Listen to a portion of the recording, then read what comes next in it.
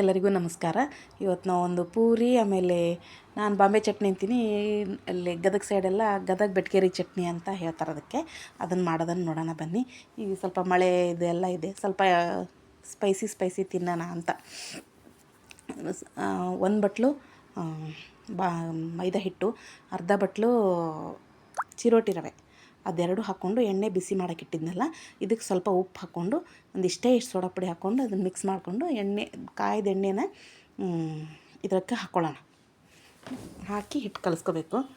ನೀವು ಯಾರಾದರೂ first time ನನ್ನ ವಿಡಿಯೋ ನೋಡ್ತಾ ಇದ್ದರೆ ಸಬ್ಸ್ಕ್ರೈಬ್ ಮಾಡಿ, ಹಾಗೆ ನೋಡಬೇಡಿ. ಸಬ್ಸ್ಕ್ರೈಬ್ ಮಾಡಿದರೆ ನಮಗೂ ಸ್ವಲ್ಪ ಇದು ಇರುತ್ತೆ, ನಿಮಗೂ ಪದೇ ಹೊಸ ವಿಡಿಯೋಗಳೆಲ್ಲ ಬರ್ತಾ ಇರುತ್ತೆ. ಸಬ್ಸ್ಕ್ರೈಬ್ ಮಾಡ್ಕೊಂಡು ನೋಡಿ, ಲೈಕ್ ಮಾಡಿ, ಶೇರ್ ಮಾಡಿ, ಕಮೆಂಟ್ ಮಾಡಿ. ಹೆಚ್ಚು ನಿಮ್ಮ ಫ್ರೆಂಡ್ಸ್ಗೆಲ್ಲ ಕಮೆಂಟ್ ಮಾಡಿ, ಶೇರ್ ಮಾಡಿ. ನೋಡಿ, ಇಷ್ಟು ಸೋಡಾ ಪುಡಿ ಆದರೆ ಸಾಕು. ಈ ಥರ ಇದನ್ನು ಮಾಡಿದರೆ ನಿಮಗೆ ಎಣ್ಣೆಯಲ್ಲಿ ಕರೆದಿದ್ವಿ ಪುರಿನ ಅನ್ಸೋದೇ ಇಲ್ಲ, ಅಷ್ಟು ಡ್ರೈ ಆಗಿರುತ್ತೆ, ಚೆನ್ನಾಗಿರುತ್ತೆ. ಇದೊಂಥರ ನೋಡಿ, ಆ ಥರದ್ದು ಉಂಡೆ ಥರ ಬಂತಂದರೆ ಅದಕ್ಕೆ ನೀರು ಹಾಕಿ ಕಲಿಸ್ಕೊಂಡು ಮಿಕ್ಸ್ ಮಾಡಿಕೊಂಡು ಹಿಟ್ಟು ರೆಡಿ ಮಾಡ್ಕೊಳ್ಳೋಣ. ಅದನ್ನು ಈ ಥರ ನಾದ್ಕೋಬೇಕು. ಅದನ್ನು ಚೆನ್ನಾಗಿ ಎಣ್ಣೆ ಹಿಡಿಯೋದೇ ಇಲ್ಲ ಒಂಚೂರು. ಈ ಥರ ಮಾಡಿಬಿಟ್ರೆ ನೋಡಿ, ಹಿಟ್ಟು ರೆಡಿಯಾಗಿದೆ. ಇವಾಗ ಇದನ್ನಿಲ್ಲೇ ಮುಚ್ಚಿಟ್ಬಿಡೋಣ. ಸ್ವಲ್ಪ ಚಟ್ನಿಗೆ ರೆಡಿ ಮಾಡ್ಕೊಳ್ಳೋಣ. ಇವಾಗ ನಾನು ಮೊದಲೇ ಎಲ್ಲ ಏನೂ ತೋರಿಸಿಲ್ಲ, ಜಾಸ್ತಿ ಏನು ಇಂಗ್ರೀಡಿಯೆಂಟ್ಸ್ ಇಲ್ಲ ಇದು, ಆದ್ರೂ ಡಿಸ್ಕ್ರಿಪ್ಷನ್ ಬಾಕ್ಸಲ್ಲಿ ಹಾಕಿರ್ತೀನಿ, ನೋಡ್ಕೊಳ್ಳಿ. ಚಟ್ನಿ ಮಾಡ್ಕೊಳ್ಳೋದಕ್ಕೆ ಜಾಸ್ತಿ ಏನಿಲ್ಲ, 1 ಸ್ಪೂನ್ ಎಣ್ಣೆ ಆದರೆ ಸಾಕು. ಜೀರಿಗೆ, ಸಾಸಿವೆ, ಕರಿಬೇವು, ಹಸಿಮೆಣಸಿನ್ಕಾಯಿ, ಈರುಳ್ಳಿ ಹಾಕಿಬಿಟ್ಟು ಒಂದು ಸ್ವಲ್ಪ ಚೆನ್ನಾಗಿ ಮಿಕ್ಸ್ ಮಾಡಿಕೊಂಡು, ಆಮೇಲೆ ಅದಕ್ಕೆ ಸ್ವಲ್ಪ ಅರಿಶಿಣ ಪುಡಿ, ಉಪ್ಪು, ಸಕ್ಕರೆ ಹಾಕಿ ಕಲಿಸ್ಬಿಟ್ರೆ ಆಗುತ್ತೆ. ತುಂಬ ಈಸಿ ಆ್ಯಂಡ್ ಟೇಸ್ಟಿ, ತುಂಬ ರುಚಿಯಾಗಿರುತ್ತೆ ಇದಂತೂ. ಈ ಚಟ್ನಿ ಅಂತೂ ನನಗಂತೂ ಈ ಸಾಗು ಅದೆಲ್ಲ ಮಾಡಿದ್ರೆ ಇಷ್ಟನೇ ಆಗೋಲ್ಲ. ಆ ಸಾಗು ಅದಕ್ಕೆಲ್ಲ ಚಪಾತಿ ಮಾಡ್ಕೊಂಡು ತಿನ್ನೋನಲ್ಲ, ಇದನ್ನ ಯಾಕೆ ಪೂರಿ ಮಾಡ್ಬೇಕು ಇದಕ್ಕೆ ಅಂತ ಅನ್ನಂಗೆ ಆಗಿಬಿಡುತ್ತೆ ನನಗೆ.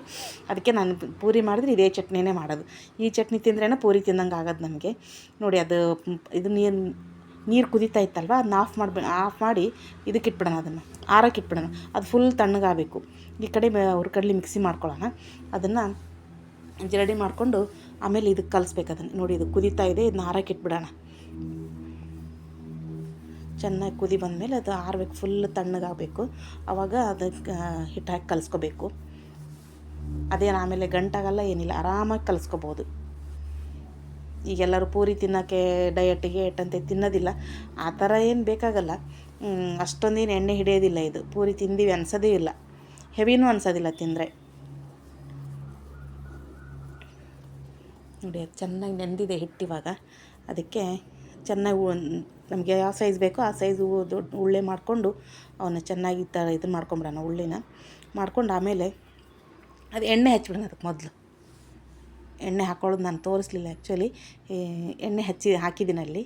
ನಾ ಎಲ್ಲ ಪುಟ್ಟಿನಲ್ಲಿ ಇದರಲ್ಲಿ ಎಲ್ಲಿ ಕಲಿಸ್ಕೊಳಕ್ಕೆ ಹೋಗಲ್ಲ ಹಿಟ್ಟು, ಡೈರೆಕ್ಟ್ ಎಲ್ಲ ಗ್ಯಾಸಿನ ಕಟ್ಟಿ ಮೇಲೆ ಅಲ್ಲೇ ಕಲಿಸ್ಕೊಂಡು ಅಲ್ಲೇ ಮಾಡಿಬಿಡ್ತೀನಿ ಎಲ್ಲ.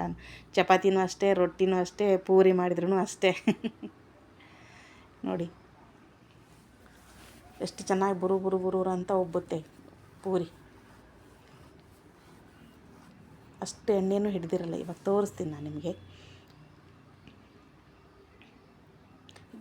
ಎಣ್ಣೆಲಿ ಹಾಕಿದ ತಕ್ಷಣ ಉಬ್ಕೊಂಬಂದ್ಬಿಡು. ಅಂದರೆ ಎಣ್ಣೆ ಸ್ವಲ್ಪ ಚೆನ್ನಾಗಿ ಕಾದಿರ್ಬೇಕು. ಇದಕ್ಕೆ ತೀರಾ ಹೊಗೆ ಬರೋ ಥರ ಏನಲ್ಲ, ಎಣ್ಣೆ ಚೆನ್ನಾಗಿ ಕಾದಿರ್ಬೇಕು ಅಷ್ಟೇ.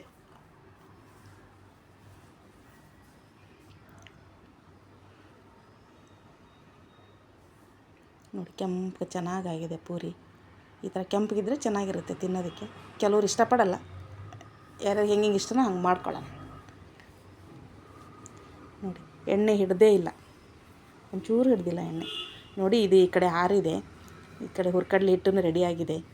ಅದಕ್ಕೆಲ್ಲ ಹಾಕಿ ಮಿಕ್ಸ್ ಮಾಡ್ಕೊಂಬ. ಅದೇನು ಗಂಟಾಗೋದಿಲ್ಲ, ಆರಾಮಾಗಿ ಕಲಿಸ್ಕೋಬೋದು. ಒಂಥರ ಸ್ವೀಟು ಚಟ್ನಿ ಚೆನ್ನಾಗಿರುತ್ತೆ. ಇದೊಂಥರ ಪೂರಿ ನಾವು ಬಾಂಬೆ ಚಟ್ನಿ ಅಂತಲೇ ಹೇಳೋದು ಇದಕ್ಕೆ. ಈ ಗದಗ ಬೆಟ್ಗೇರಿ ಚಟ್ನಿನೂ ಅಂತಲೂ ಹೇಳ್ತಾರೆ ಇವಾಗೆಲ್ಲ. ಪೂರಿ ಚಟ್ನಿ ರೆಡಿ. ಒಂದು ಅರ್ಧ ಗಂಟೆನಲ್ಲಿ 2 ಮಾಡ್ಕೊಂಡು ತಿಂದ್ಬಿಡ್ಬೋದು. ಎಲ್ಲಿಗಾದರೂ ಹೋಗಿ ಬಂದಾಗ ಎಮರ್ಜೆನ್ಸಿ ಹಸು ಭಾಳ ಆಗೈತೆ ಅಂದಾಗ ಈ ಥರ ಎಮರ್ಜೆನ್ಸಿ ಅನ್ನ, ಸಾಂಬಾರು, ಬೇಳೆ ಎಲ್ಲ ಬೇಯಿಸ್ಕೊತ ಕೂತ್ಕೊಳ್ಳೋ ಬದಲು ಈ ಥರ ರೆಡಿ ಮಾಡ್ಕೊಂಡು ತಿಂದ್ಬಿಡ್ಬೋದು. ನೋಡಿ, ಪೂರಿ ಚಟ್ನಿ ರೆಡಿ ಇದೆ. ಬಾಯಿ ತೆಗೀರಿ, ಬಾಯಲ್ಲಿ ಇಟ್ಬಿಡ್ತೀನಿ. ನೋಡಿದ್ದಕ್ಕೆ ಧನ್ಯವಾದಗಳು.